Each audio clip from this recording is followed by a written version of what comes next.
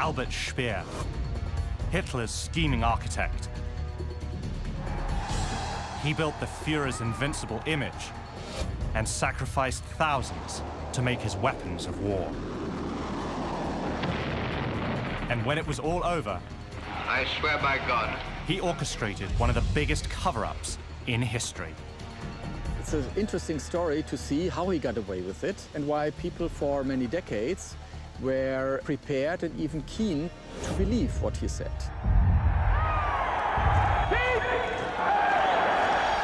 Most people from my generation don't understand how over 70 years ago, a small group of Nazis could start a war that killed 60 million people. I want to find out, and to help me, I'm going to use playing cards. Today, they're used by both the military and law enforcement to help identify their targets. But nobody has ever put together a pack of cards for the most notorious group of killers in history.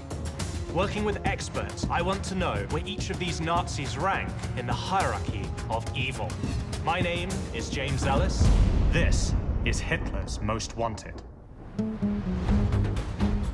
Speer is one of those Nazis that people, especially of my generation, don't really know about. But he played such an integral role in the regime. Yet when it came to the end of the war, he managed to escape the noose. How did he manage to not get hung for his crimes? He managed to convince those judges at Nuremberg, and he managed to convince the world at large that actually he was the gentleman Nazi. He did a few nasty, beastly things, but really he wasn't really one of the bad guys. Speer wanted the world to believe that he was a technocrat, that he was swept along by the currents of history, that he wanted to do his job, be an architect, and didn't know about the atrocities that were going on. In order to have a life pre-1945 and after 1945, it takes a certain amount of conviction, first of all, for that lie, and it also takes some resolve in order to live with it for that length of time. So how do we separate what he did before the end of the war and the story that he told about what he did after the end of the war? So you have to base your understanding of Speer on his concrete actions, not on the stories he told. The actions tell a very different story.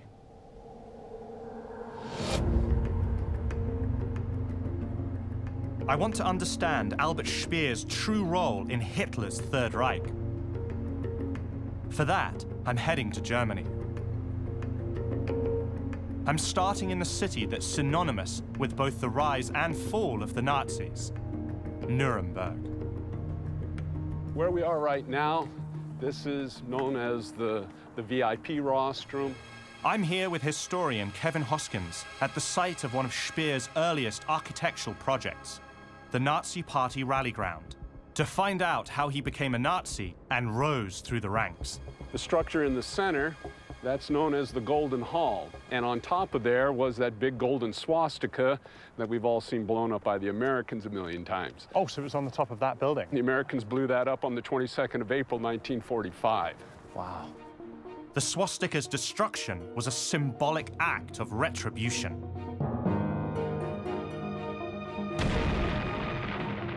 To let the world know that the Allies had finally defeated the Nazis. For almost 10 years, this was the beating heart of Germany's totalitarian regime, where the masses came to worship at the feet of Adolf Hitler.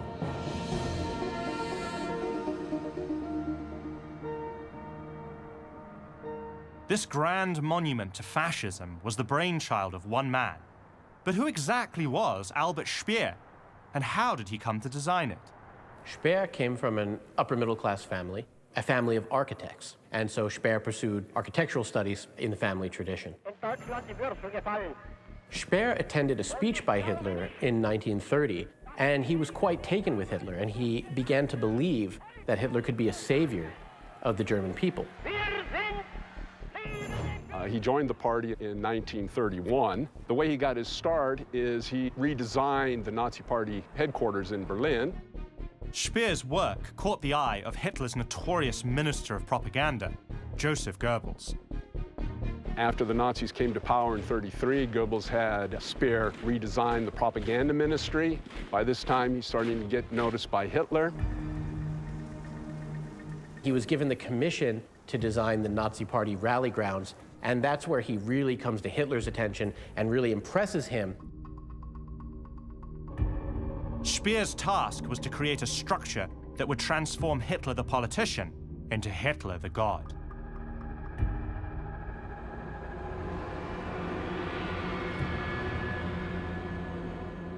This particular structure, the VIP rostrum, was actually copied from another great empire, namely the Greek Empire. Right, I was going to say it has like an ancient civilization feel to it.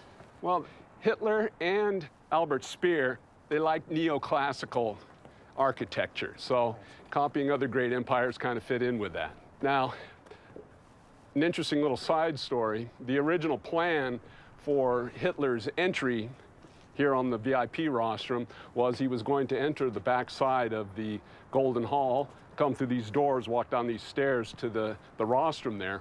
But Hitler never did that. And why? Hitler never came in the back door anywhere. The way Hitler made his entry is he came right down the front in his convertible Mercedes, giving everybody his famous salute, and walked up the front. That's the way the Fuhrer made his entry.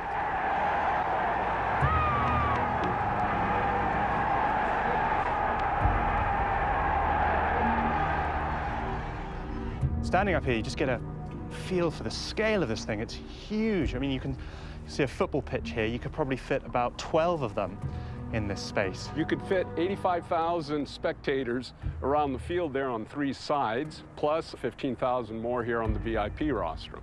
And they had space for up to 250,000 participants in the field. So this thing could hold, what, over 300,000? Correct. That's an extraordinary amount of people. That's over 6 times the capacity of New York's Yankee Stadium. You can imagine how thundering it must have sounded with people all shouting in unison, Heil! Heil! The noise must have been just deafening. Hitler was viewed sort of as this almost godlike savior who was going to bring Germany into the forefront, was going to create the master race. And what Speer provided was a kind of massive cathedral to Nazism. You know, your eye is drawn to one man alone. That, of course, would have been Adolf Hitler.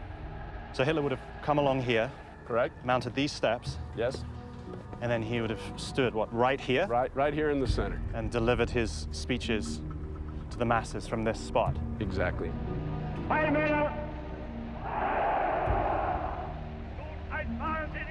And you can imagine standing here, everybody saying Heil.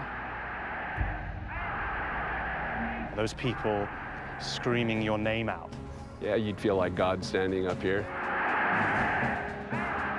It is a monumentally huge stage for a monumentally huge ego, and it was Speer who created it. In 1934, Hitler appointed Speer the Reich's chief architect, and the two became good friends. They certainly formed a close relationship, and it may be that Hitler, as somebody who had had artistic ambitions and hadn't been able to realize them, saw in Speer somebody who was having the kind of career that he could have had, not as an artist, but as an architect. Speer was given the opportunity to fulfill his wildest professional ambitions, and there were other benefits to being the Führer's architect. Speer takes an enormous amount of personal wealth from all these projects that he's mandated to do by the Führer. You know, he is doing land deals, you know, and real estate deals on the back of all these state-sponsored projects. So he's feathering his own nest. Speer's rapid rise through the Nazi ranks was unprecedented among Hitler's followers. Throughout the late 1930s, he lived a life of privilege and luxury, never far from the Führer's side. During the war, Hitler rewarded Speer's loyalty by appointing him Minister of Armaments, entrusting him with the vital task of keeping the German war machine rolling. Albert Speer reached heights in the Reich that few Nazis could boast.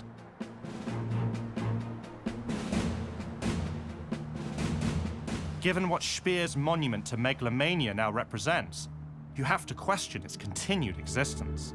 Why not tear it down? There's 2 camps. Okay, there's one camp that says, you know, let it, you know, deteriorate into dust. Let's tear it down. Let's use it for something else. And then you have the other camp that says we have to maintain it to make sure that the things that happened here under National Socialism don't happen again. There's actually graffiti on the Golden Hall here that says "Nie wieder Krieg," which means never again war. But just as the city of Nuremberg played host to Speer's rise, it was also the site of both his and the Nazi Party's fall. Those top 4 windows on the front of the building here, that's where the Nuremberg trials took place. All right, so they happened right there. Correct. It's in this building that the true character of Hitler's best friend emerged. I swear by God that I will speak the pure truth. I'm in Nuremberg with historian Kevin Hoskins on a mission to find out where Nazi architect Albert Speer ranks in Hitler's hierarchy of evil. This is the portion of the complex here known as the Justice Palace. And room 600, those top 4 windows on the front of the building here, that's where the Nuremberg trials took place. All right, so they happened right there. Correct. On November 20th, 1945, a little over 6 months after Germany surrendered, 22 of the Führer's highest-ranking accomplices were put on trial, including Albert Speer. Hermann Wilhelm Göring. If found guilty, most of the defendants faced death by hanging. Rudolf Hess. One by one, they pled innocent. Next came Hitler's armaments minister. Albert Speer. Speer faced 4 charges relating to his actions during wartime, which many believed helped prolong the deadliest conflict in modern history. Speer, managed to increase munitions production. In doing so, he increased Germany's capacity to fight, and in doing so, lengthened the war. In his plea, Speer towed the line with his other defendants. Nicht schuldig. Speer is indicted under all 4 counts. But when it came to his defense, he shocked everyone in the court. I swear by God that I will speak the pure truth. Es wäre ihm nahezu gelungen, mittels seines technischen Vorsprungs Europa zu unterwerfen. He railed against Hitler for his despotic actions and warned the world about leaving future fascists unchecked. Je technischer die Welt wird, umso größer ist diese Gefahr. Speer even went on to do something none of his co-accused were willing to. Speer gets this reputation from these trials as the Nazi who said sorry. Can you tell me about that? Well, that comes from a couple of things. One, he was the only guy in the first trial that actually showed any kind of remorse. He also presented himself as largely ignorant of the Holocaust and of the extent of the persecution and attempted extermination of Jews. I think what he was primarily trying to do there was distance himself from the other defendants, because at this point it was like rats on a sinking ship. It was every man for himself. And he figured that his best bet for getting through this was to cooperate. What that did was it gave the prosecution an idea. This guy, he's breaking away from the pack, so maybe we can use him as a wedge against the other guys. So that's what happened. Die Streitigkeiten zwischen Saugel und mir zu beenden. Speer presented evidence against the Reich and even his fellow defendants. In the dock, they were disgusted by his actions. Speer cooperated with the prosecution, did a little snitching, also was credited with providing the court with the most realistic view of Nazi Germany. His extraordinary testimony climaxed with a bombshell. Speer told the court that as the Allies closed in on Berlin, he concocted a plan to assassinate Hitler to end the conflict and save the German people from any further death and destruction. Speer famously goes to the Führer bunker in the very dying days of the war and goes and has his last, somewhat tortured meeting with Hitler. Speer will later claim that he was minded to introduce poison gas into the Führer bunker in order to kill everybody. But on further questioning, Speer could only offer a string of flimsy excuses to explain why his plan failed. Speer spun fables. We know that this is a lie. Much of what Speer was saying was absolute nonsense. It was all part of a desperate attempt to save his own neck. The tribunal has considered the whole of this evidence with great care. On October 1st, 1946, the verdicts were announced. The tribunal finds that Speer is not guilty on counts 1 and 2, but is guilty under counts 3 and 4. Speer was convicted of capital crimes, but when the judges handed down their sentence, he found his cooperation had paid off. Instead of getting the noose, like I personally believe he deserved, all he got was 20 years in Spandau. Albert Speer was going to prison. His acceptance of a collective responsibility and his willingness to serve as a star witness against some of the other leading Nazis probably saved his life. Of the 22 men on trial, only 3 were acquitted. 12 were sentenced to death by hanging, and 7, including Speer, were given jail time. Speer was incarcerated at Spandau prison in West Berlin. He'd spend the next 20 years behind bars. But what's the real story behind Hitler's Minister of Armaments? To find out, I'm heading to Germany's capital, Berlin. How is Speer connected to this place? It's a camp for forced laborers. How are you going to produce as many weapons in the shortest time possible? You're going to need slaves. There must be a light around here somewhere. Yeah, there is, yeah. Okay, I switch it on. Yeah. My mission to determine where Albert Speer ranks in Hitler's hierarchy of evil has brought me to Berlin. Berlin was, of course, a huge spot for production. I've come to this former work camp to meet historian Magnus Bracken to learn more about Albert Speer's actions as armaments minister during the war. So what exactly is this camp and what was its function?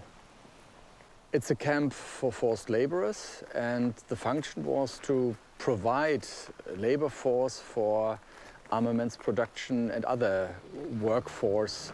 You will find them all over Germany, right? Because forced labor was a very basic part of keeping the war running. Slave labor was absolutely crucial to the Nazi economy, and the man who used it more than anyone else was Albert Speer. His role as armaments minister is to try and produce as many weapons as possible. Well, how are you going to produce as many weapons in the shortest time possible? You're going to need slaves. There is no other way he has of doing it, because he sure as hell ain't going to pay them. And how is Speer connected to this place? This special camp in 1943, Italian forced laborers have been working here, and these were people who actually came into the realm of Speer because Italy changed sides in September 1943, and Speer immediately took the opportunity to get control. But for Speer, amassing slave laborers was about much more than just maximizing production. This is an important aspect of Speer in general, to be in control over forced labor, to get control of as many people as possible, to have the reflection of power that this represents. The more people he has, the more power he has within the National Socialist system. This barrack complex would have been used to house the laborers here? Yeah, I think it was up to 2,700.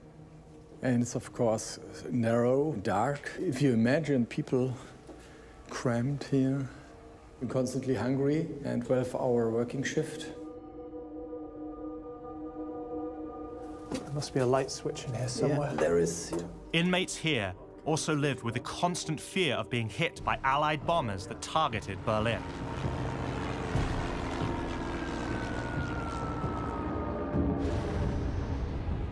Is this a bomb shelter? Yeah, well, it's a cellar, which was obviously used as a bomb shelter.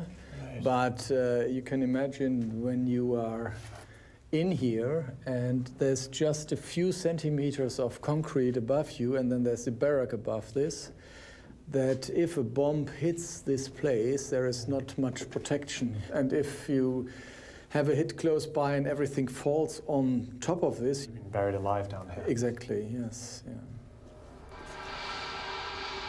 Places like this were all over Europe where people had to work in one way or another for Speer and for his huge empire of production during the war. Punishment consists of starvation.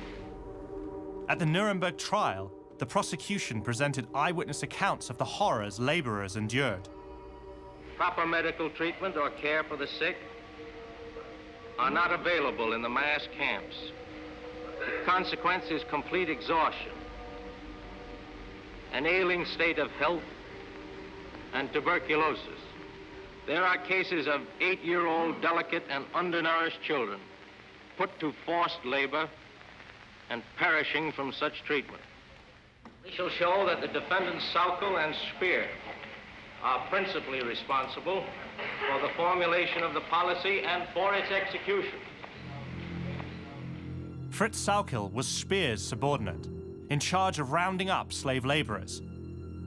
When faced with the death sentence, Speer pointed the finger of blame at Sauckel alone.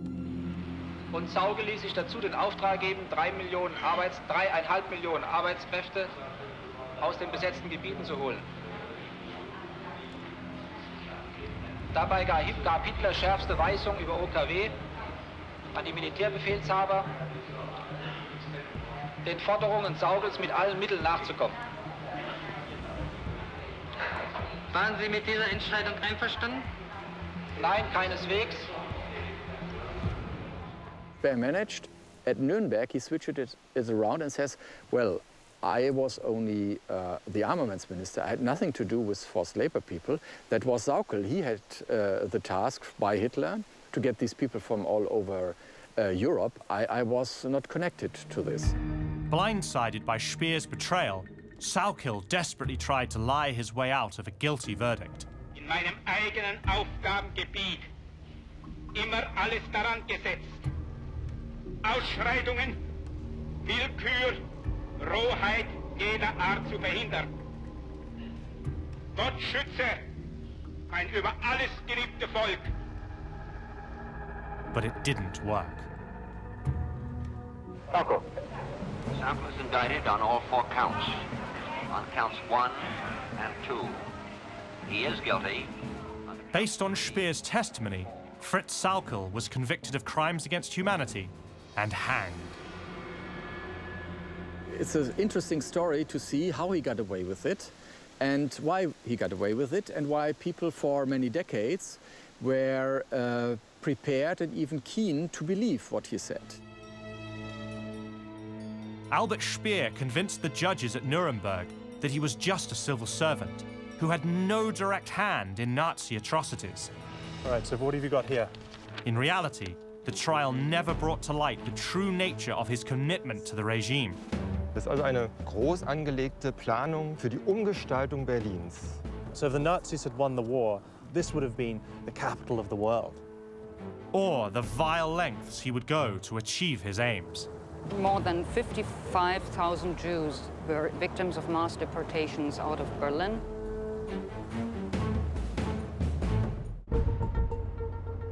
I'm in Berlin on a mission to find out where Nazi architect Albert Speer sits in Hitler's hierarchy of evil.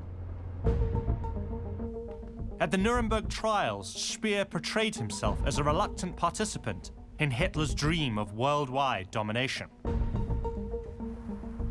But there are those who know otherwise. Ja, ich wollte hier mal ein sehr ungewöhnliches und auffälliges Bauwerk zeigen hier. You can't really see it through the trees here. Hartmut Gratz is a historian and an expert on the architectural history of Berlin. So what exactly is this structure? Ein Vollbetonzylinder, er wiegt also 16.000 Tonnen, der also hier einfach hingestellt wurde, gebaut wurde, um den Druck des Erdbodens zu testen für ein großes Bauwerk, nämlich für den sogenannten Triumphbogen. In June 1940, the German army seized Paris. Hitler made a special one-day trip to the French capital to see its architectural wonders. Among the select group with him that day was Albert Speer. The two were looking for ideas for the Führer's plan to remake Berlin into the ultimate Nazi capital. I mean, Hitler was obsessed with legacy. You know, Hitler knew that he was going to die like any other person on this planet, but what he wanted to leave behind was something that was almost indelible, or at least going to last 1,000 years. What lasts a long time? Big buildings last a long time, and you don't get bigger buildings than what Hitler and Speer designed for their new world capital, Germania. They saw themselves as the two men alone had a vision for what the Third Reich was going to look like in the next century and the century beyond that. Das ist also eine groß angelegte Planung für die Umgestaltung Berlins. Die Idee, der Traum, den hat Hitler. In den 20er Jahren skizzierte zum Beispiel eine große Halle und einen Triumphbogen. In Paris, Hitler and Speer drive past the city's famed Arc de Triomphe and take notes. Es ist groß, es ist gigantisch, es soll Menschen einschüchtern. Germania's planned arch would be so heavy, Speer was worried it would actually sink into the ground. But even the arch was dwarfed by their plans for the domed Volkshalle. When you're looking at the grand hall he designed for Germania, you know, it was so big that all the breath would have created clouds in it, and it would have actually rained inside. The thing about Speer's thinking, architecturally, is that actually it doesn't really work on a human scale. And it shows that ultimately Speer didn't really have an appreciation of humanity. I think a common characteristic of the Nazi mindset at the time was that they were, in fact, the superior race. There's this collective narcissism.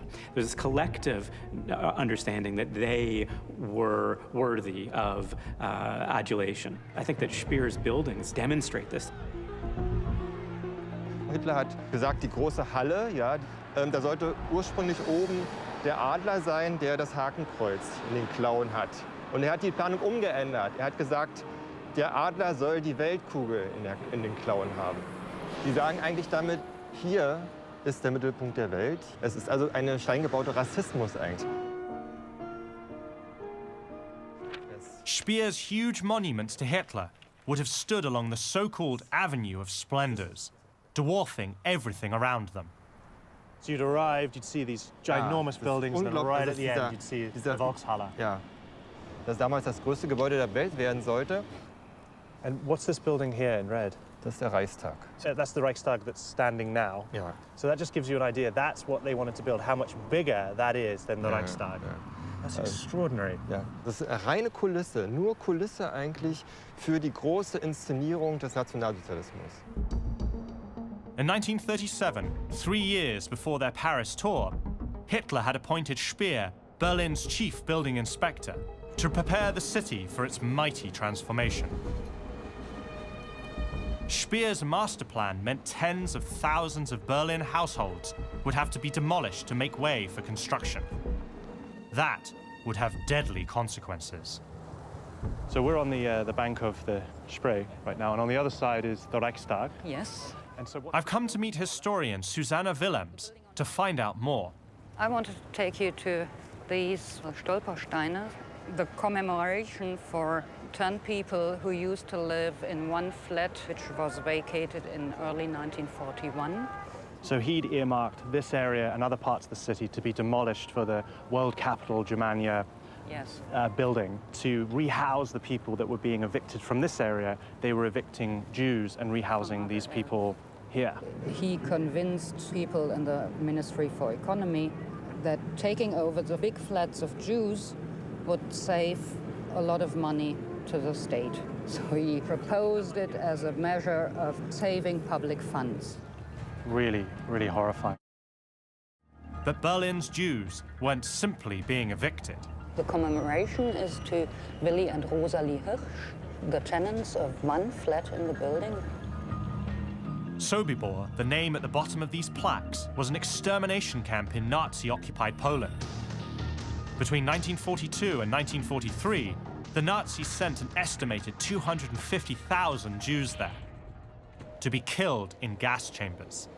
And do we know how many Jews were victim of Speer's building plans? At least 45,000. Wow. If Speer had slowed down and let aside his interest as a general building inspector, many of the Berlin Jews would have survived. At Nuremberg, Speer claimed to know little of the concentration camps and what took place in them. This document I discovered among the papers kept in Moscow in the special archives. In her own investigation, Susanna traveled to Moscow, where she gained access to captured Nazi documents that shed new light on Speer and the Holocaust. It's the record of a meeting he attended in 1941.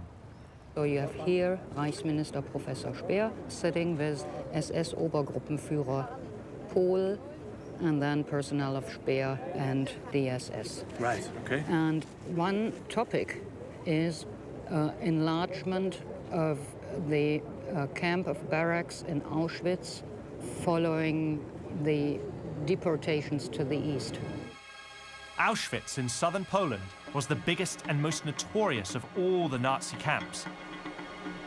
More than 1 million people were sent to their deaths there between 1940 and 1945.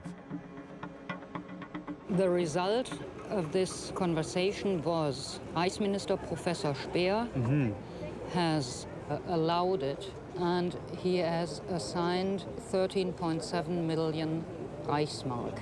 You find here 4 Leichenhallen, gas chambers. So this is an order for 4 gas chambers for Yes. Auschwitz. Yes. And this is from the money that Speer is allowing them to use. Yeah. So this document shows that Speer not only knew about Auschwitz, but he's involved in its actual physical expansion.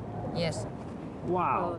So he not only knew about the Holocaust, but he was directly involved in the extermination of Jews. Yeah, the program was actually called Special Program Professor Speer. Oh my God. None of this evidence was submitted at Nuremberg. Once again, Speer's carefully constructed lies covered up his crimes. But Speer's story still contains one final secret that lies buried in a place that can only be described as hell. You only have to look at Mittelbau Dora to realize quite how evil Albert Speer really was. I'm on a mission to find out where Albert Speer ranks in Hitler's hierarchy of evil. The tribunal finds that Speer is not guilty on counts 1 and 2. Hitler's architect managed to convince the Nuremberg court that he was innocent of crimes against humanity.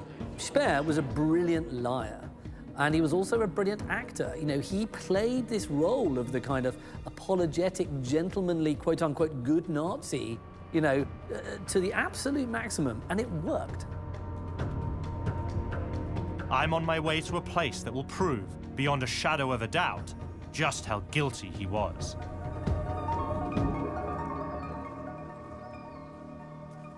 This is Mittelbau Dora concentration camp in central Germany. It doesn't look very imposing at first glance, until you discover that most of the camp is underground. It's incredibly cold, and it's damp. It's got a musty smell about it. It's here that Albert Speer committed atrocities that almost defy imagination.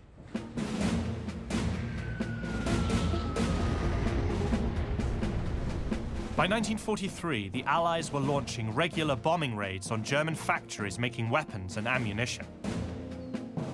To keep the Nazi war machine running at full steam, Speer took production underground.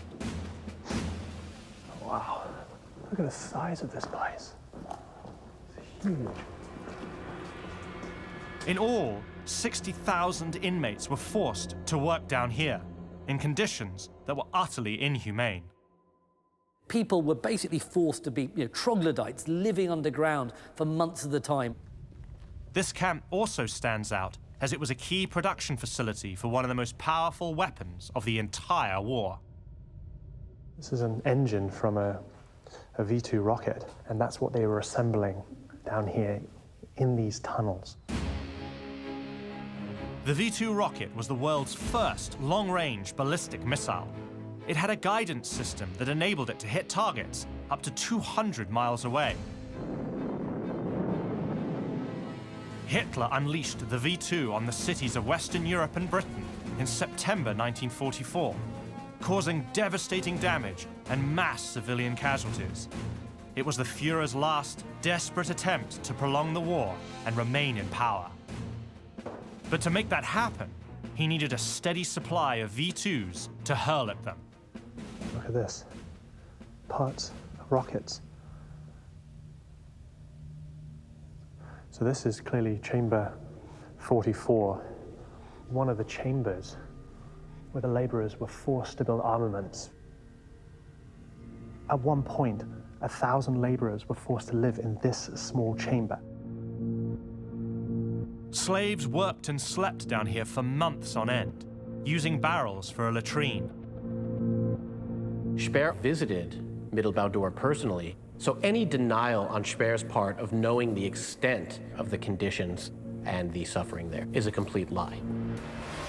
Laborers were regularly worked to death, building a weapon that in reality didn't pay off.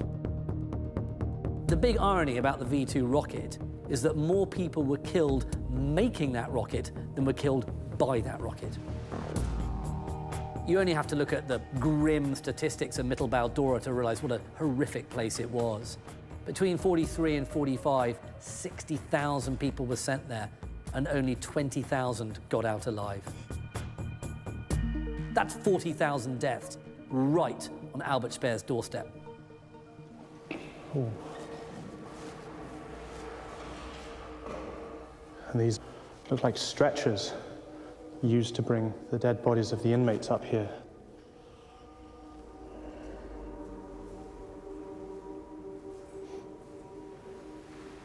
Ooh. So these are the ovens. Oh, shit.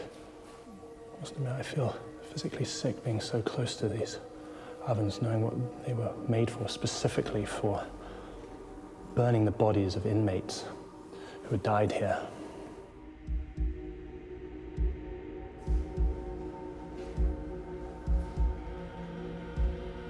Looks like there's artwork on these walls, flowers.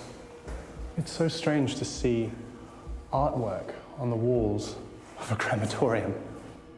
Ultimately, Speer never shared the fate of the thousands who died behind the camp walls. He was released from Spandau prison on October 1st, 1966, to adoring crowds and an enthusiastic press.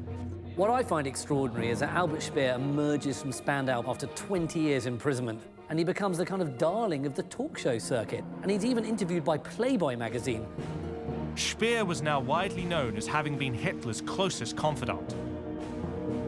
This made him a hot commodity in a world still fascinated with the man who dragged it to the brink of total destruction.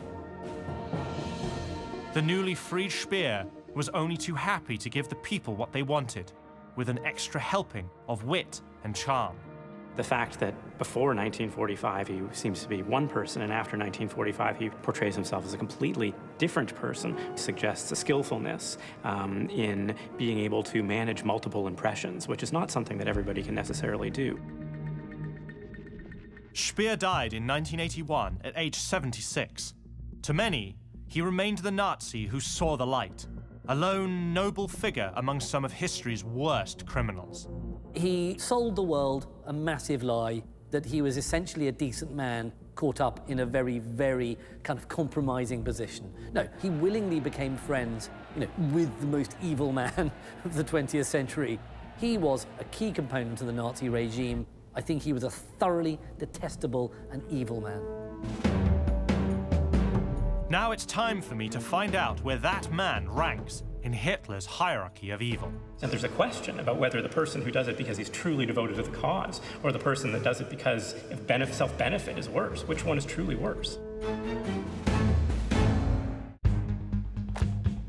My mission to Germany has given me new insight into Albert Speer's involvement in both the Nazi war effort and the Holocaust. It's also exposed the many lies he told to escape the death penalty and whitewash his legacy. Now it's time for us to decide where he should sit in the hierarchy of evil. Using our unique system of playing cards, I want to know where Speer ranks in Hitler's Most Wanted. One of the places I visited was the Nuremberg rally grounds, which Speer obviously designed. How important a moment was that for Speer? It's hugely important. The scale and the scope of those rally grounds are also reflected in Speer's plans to remake Berlin into the world capital Germania. You see these plans for grandiose, monstrous buildings, and that shows this shared obsession that Speer and Hitler had of Germany as a power that would dominate the world. His grandiose plans for developing Berlin lead to hundreds, thousands of Jews being thrown out of the German capital. Where do they end up? Being killed in concentration camps. The line between a Jew being murdered, and Speer is a direct one. In his memoirs, Speer denied being an anti-Semite and a true believer in Nazi ideals. But even if this was true, would it absolve him of his role in the Reich's crimes against humanity? Of all the places I visited, the place that had the biggest impact on me was the Mittelwerk tunnels, where thousands of slave laborers were forced to build weapons for the Nazi war machine. When you went to those tunnels, you saw what Speer didn't want you to see. Speer wanted the world to believe that he was a technocrat, that he was swept along by the currents of history, that he wanted to do his job, be an architect, and didn't have political impulses, didn't have political convictions, and didn't know about the atrocities that were going on. In his roles as building inspector and armaments minister, Albert Speer caused the deaths of tens, if not hundreds of thousands of people.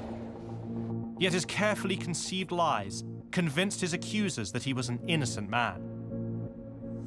Speer would love to be remembered. He'd love to be remembered as the Nazi who was welcome at salons, the Nazi who didn't know what was going on, the cultured and cultivated Nazi. We have to dispense with all of that. It sounds as though everything after 1945 is a falsehood, is a lie. Well, and that deflection of responsibility is psychologically important to be able to cope with the atrocities that one commits. I think that actually Speer's lying and this presentation of seeming innocence after the war also helps Germany and a lot of Germans come to terms with what took place in Germany. It makes them feel, well, you know, if Speer is innocent, then the average German could also feel innocence. We think of Joseph Goebbels, propaganda minister, as the greatest liar the world's ever known. He wasn't. Albert Speer was. He was one of the very worst guys. And the fact that his deputy got hanged at Nuremberg and he didn't shows you quite what he got away with. So now I'd like to come to a conclusion as to where we think he ranks in the Nazi hierarchy of evil. Guy? Well, I'm putting him really high because it really annoys me that Speer has got away with it for all these decades. I'm going to give him a 6. Anthony? If you're talking about a militaristic regime and wars of aggression, the armaments minister has to rank high. Add to that his role in the Holocaust, and he's a 6. I'm surprised, truthfully. I instinctively, from what I know and from the psychology of it, I would have ranked him lower, but I'll defer to the historians on this one. I completely agree with you guys. I think that the myth that he created after the war has gone on for far too long, and he is definitely 6. It makes him the King of Hearts. Albert Speer's deception is one of the most outrageous injustices to come out of World War II. For that, and the monstrous crimes he committed in the name of the Nazi regime, he ranks 6 in Hitler's hierarchy of evil.